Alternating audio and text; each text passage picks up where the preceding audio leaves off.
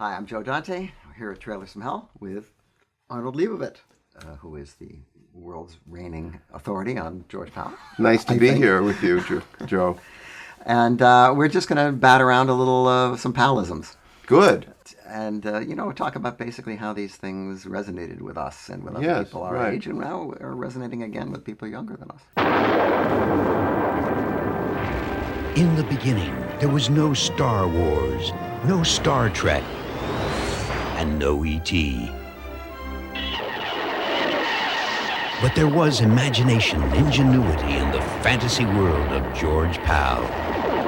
Right, and for you, I mean, when you were growing up, what was the first thing that struck you? Do you remember when you first saw Powell? Well, I certainly didn't see the Puppetoons until later because they were on television briefly, but and actually the European ones were on television. But the first Powell movie that I actually saw in a theater was probably Tom Thumb. A milestone in movie imagination. The littlest guy in the world in the biggest adventures of all time.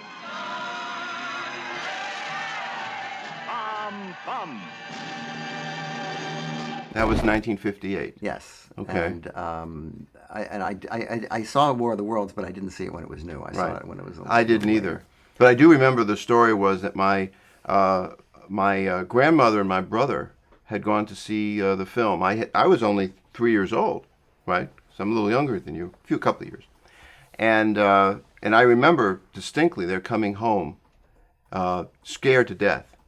I mean, it's a very clear memory that they were coming home. They were just scared to death of War of the Worlds, and it frightened the country. War of the Worlds has a good history of scaring people to death. First on the radio, and then in the movie. This type of defense is useless against that kind of power. It was that atomic period that really made it work. Powell didn't do it as a period piece. He did it as a modern film because he wanted to take advantage of the atomic age, flying saucers, and all of the craze that was happening at the time. Mm-hmm. But the thought was doing it like he did The Time Machine later, thought was more logical to do because he wanted to take us through time. He thought from a story point of view it made more sense because he wanted the audience to believe in time travel. For all the technical advances since, it is doubtful if today's movie thrills would be possible without the monumental efforts of the founding father of fantasy, George Powell. And Powell had a terrible time trying to make the film. He actually was trying to make it when he was making War of the Worlds in 1953. He took it to Paramount Pictures, and they turned him down. He had a very stormy relationship at Paramount. They didn't understand science fiction. When he was making War of the Worlds, the head of the studio didn't even like the script. It really wasn't. If it wasn't for Cecil B. DeMille, who really was Powell's greatest advocate, both When Worlds Collide and War of the Worlds were both DeMille projects, and Powell found them in the story department. They were supposed to be made. DeMille was going to make them in the 30s. Powell was. I mean, there's drawings of DeMille that you can find. It's a picture you can find of DeMille actually showing a storyboard of When Worlds Collide in the 1930s that he was going to do. But I think after DeMille had seen Destination Moon, when Powell did Destination Moon, it was really a breakthrough film. It was the first space film. It was done in Technicolor. And people were waiting for a film like that. And he made it in Technicolor when all these science fiction movies were black and white. So it was a big deal. And DeMille knew that, and the studio Paramount knew it. And they said, Powell's the guy that's got to do this. And that's how he got it. But I say, if it wasn't for DeMille as his advocate, I don't know if he would have gotten War of the Worlds done. We should all be so lucky to have DeMille as our best friend, 5, 4, 3, 2, fire. The picture you've been reading about in every important national magazine and newspaper. I remember when the moonwalk, the first spacewalk took place, and I remember remarking on how similar it was to what I had seen in Destination Moon. I mean, it really was remarkably similar. Yeah. And Destination, which is far from my favorite George Powell movie Mm-hmm. for various reasons. In fact, I think the cheap ripoff that Robert Lippert did, Rocket Ship XM? Ship XM, is actually a better movie. Mm-hmm. But what is interesting about Powell's movies to me is that they're very humanistic, and there's a lot of heart in a lot of his films. You can sense his personality, Right. And what a sort of a nice guy he was. And even going back to the Puppetoons and the attempts that he made with the Inky Poo, John Henry and the John Inky Henry, Poo. which as a movie about proud black people, which was just not being done at all. I mean, admittedly, it was a short, and they weren't losing a lot of money on it, but it was an attitude that people weren't taking. At that Well, time. plus the fact he had already been doing the Jasper films, but had come under some criticism for that. Now, of course, Powell didn't see it that way. No, he saw it as folklore. He saw it as folklore. Everything was done at that time with that sensibility. So, Well, it's true, and you can't escape it. I mean, there's going to be watermelon. There's going to be all the tropes of things that were the racist bywords of the day. That's right. But coming from where he came from, that was not in his mind. He really thought that he was doing, these sort of fairy tales that were, about an indigenous group of people. right, and he did a lot of other films. I mean, the Puppetoons started out with Jim Dandy, which was he thought would be his best character, and he did several with that character. And then he did some with Rusty and Punch and Judy. And interestingly about Punch and Judy, that was designed by Freddie Moore. Freddie Moore was the great Disney animator who did Bambi and Pinocchio. He did all the dwarves and Snow White. And he was the guy that really gave a real character to that particular story. If you look at Punch and Judy, you can really see Fred Moore's designs. It's very clear, Some of the characters were better than others. And Jasper was a sweet kid, but I think Powell's answer to it was John Henry. I think that was his answer to... It's his intolerance. That's right. Exactly. Basically. What's interesting, I think, very interesting about the Puppetoons in general is the use of music. Powell had this wonderful understanding of music, and not just in the Puppetoons, but you see it in all his films. And he loved jazz, and he loved the big band sound, and he used groups like Duke Ellington and Woody Herman and Louis Armstrong and Peggy Lee and Andre Kostelanetz in his orchestra.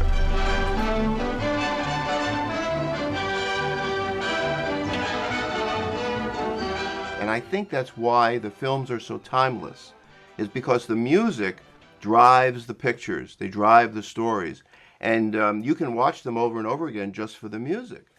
So that's something that Puppetoons had that was very, very special. So how did you get into the resurrection of the Puppetoons? Well, I did the Puppetoon movies, you know. I do remember Filmex in the mid-'70s, late 70s, early 80s, there was a retrospective of nitrate Puppetoons. That's right. And they hadn't been seen in a long time, and it was quite a sensation. And this was a whole night of Puppetoons. And, if you watch 10 Tex Avery cartoons in a row, they tend to get a little repetitious. Right. These, however, managed to survive. These were pretty entertaining and different to make up a whole show. And I think part of it is the music. The music carries the subjects really well. And by the way, that particular show, I believe George Powell, he may have attended that show. Yeah, I think he was there. Yeah. And as a matter of fact, he was such a humble man. He really was a very self-effacing person. And I experienced that when I was with him. He was just a very sweet man. He didn't really think much of them. He was actually surprised that people remembered the Puppetoons at that time. And it was very touching for him to see people, warm up to them the way he did. But as far as, bringing them back to life in terms of, we all know how perishable film is. And many of these things were on television and syndication versions that were very doopy and terrible sound. Terrible. And now, of course, they are available on Blu-ray and they're being restored. Right. And right. how did you get into that? Well, back in about 5 or 6 years ago, the distributor that distributed the Puppetoon movie originally, one of the distributors after the theatrical release, the Image Entertainment did it. And he was the vice president of acquisitions. His name was Bruce Venetia. And he had a small boutique company. And he said, what do you think if we do the Puppetoon and restore it? And you do very few of these things, you know. There's very few of these types of things that get restored. And so he took it on as a project, and we worked together. And this was the end result, called the Puppetoon Movie Blu-ray. And there's a DVD and a Blu-ray. It's widely available on Amazon. 7 of the Puppetoons that were restored included the Dr. Seuss films. These were the first Dr. Seuss's done in dimensional animation.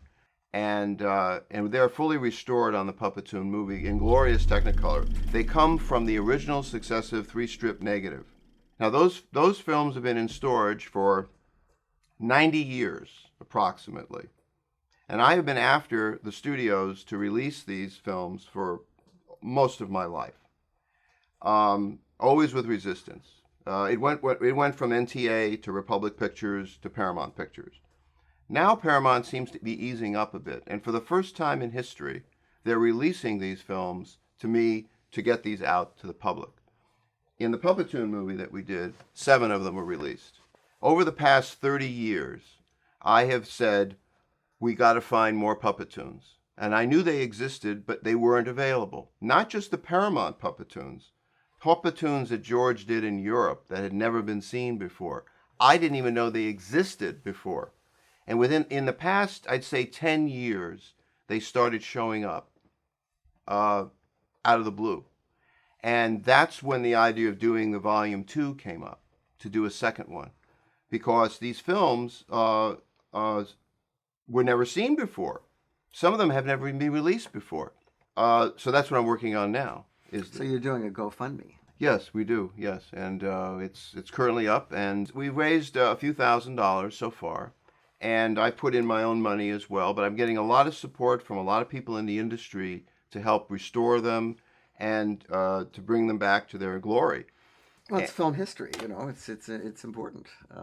We can't let that stuff slide. It's just funny for all these years, you know, the studios in general don't, you know, unless you point it out to them, they really don't know what they are, and they really don't spend the time, you know. Well, you've got to remember, you're going through successive groups of management of people who were not with the studio 5 years ago, and maybe were not with any studio, and they don't really know too much about the past of the studio, and they don't know about what's relevant to people today. And so they need to be educated, just like the general public, who also don't really know a lot about these things. But when you finally put it in front of them, they respond.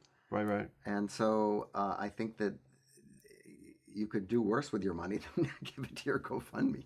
Well, the way it happened actually is I was doing a TCM. They did a 2-day tribute to George Pell, and they had me co-host with Ben Mankiewicz. And the same day that I was on that show, Jim Giannopoulos, who was the chairman of Paramount, was doing a segment with Ben on the motion picture home. So I got to see him, and I said to him, "This is something I was interested in doing." So it was really it took about a year and a half. It really took quite a while. He's a busy guy, obviously. It took a year and a half, and then he opened the doors for me at Paramount. So in a way, Volume 2 is historic. It's something that's never been done before. The subjects have never been seen before. And we hope to have screenings at the Academy, the Museum of Modern Art, the Turner Classic Film Festival. A lot of places are going to show the films. So there'll be a lot of opportunities for people to see them. But not before we release Volume 2. You know? So you've got some puppets here. Yes. So a pal used to use this. This is Jan from Tulips Shall Grow. This is George Pell's actual puppet that he used when he would demonstrate the Puppetoons. And the way it worked would be he would take off the head, you know, let's say replacement figure. So there would be 100 different heads like this, and each head would have a different expression. Usually it was something like A, E, I, O, U, the vowels of the mouth. So there'd be 100 different heads with different vowel expressions, and that would do the talking. You'd have this, and then you'd have 100 different bodies and legs. So the average short might have 2,000 to 5,000 puppets. And each one of these things was replaced one frame at a time. And that's on top of shooting it in Technicolor with 1 minute exposures for each color. So you can imagine the work involved. This is the demonstration puppet. And this is the actual puppet used for Tulip Shall Grow. You can see how small it is. Bob Baker was commenting to me, one of the Puppetoon animators, that this little teeny puppet is what they had to work with. See, it's easy here, it's so big, but they had to manipulate this tiny little thing, replacement figure, 1 frame at a time. And this was on the screen at Radio City Music Hall that filled the whole screen, this little teeny head right here, this little teeny puppet. This is rare because I never bring this out. This is rare. I mean, I rarely ever show this. But it's Jan from Tulip Shall Grow, the film that George was nominated for an Academy Award and was the anti-war parable he did about the Nazis invading Holland. So, I watched something recently. You've been talking about Matinee. On occasion, I talk about it, but not too often. No. Well, other people bring it up. Okay, it struck me because the film has to do with the period during the Cuban Missile Crisis. I mean, I don't know if this was your design. It struck you to do that idea. Mm-hmm. I mean, I should ask you: Were you one of those kids? I was the age of the kid in the movie. It was all those things happened to me, except I didn't live in Florida. You didn't live in Florida. Did you shoot it? And nobody ever came to my movie theater or plugging their new movie either. Oh, but right. All the other stuff about being afraid that the bombs were going to drop and there was not going to be any school on Monday. That was true. That's me. And did you shot it in Florida? Yeah. Okay. What was interesting for me is I was one of those kids, just like you, and I did grow up in Miami, and I lived there till I was 30 years old. Before I came out to UCLA, went to film school, but back to Florida. And in 1961, when I was a kid, we had the Cuban Missile Crisis, and for us, we thought it could be the end of the world, literally. I mean, those bombs, those missiles were only 90 miles away from us in Cuba, and we really thought it was going to be World War III. Seriously, it was very traumatic. And the only thing in my mind was, and of course, anytime there was a George Powell movie, I had to see it. It meant something that much to me. I knew, like I said, the name George Powell I knew that name. It meant something to me. And I told my mother, she drove me to the theater. I was only 11 years old. And I said, the world can come to an end, but I have to see Atlantis first, right? But it was during that period, same period of Matinee, that was happening. I just thought that was an interesting tie-in for George Powell. So I was listening to one of your podcasts the other day that you did at... You mean The Movies That Made Me? The Trailers from Hell podcast? That one? I'm not sure. I think so. But wasn't that Monsterpalooza? We were at Monsterpalooza. Monsterpalooza, yeah. That was the podcast. Yeah. And the subject of physical effects came up. And my mind is going, well, George Powell's time, that was physical effects on steroids. I mean, everything was physical effects. There wasn't anything but it because there was nothing else. They had to do it with their bare hands and craft. They had to come up with these things. And I thought it was interesting because of the conversation you were having with that director, because he loves his physical effects.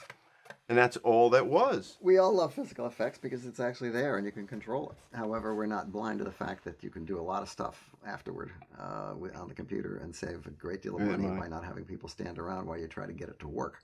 Yes.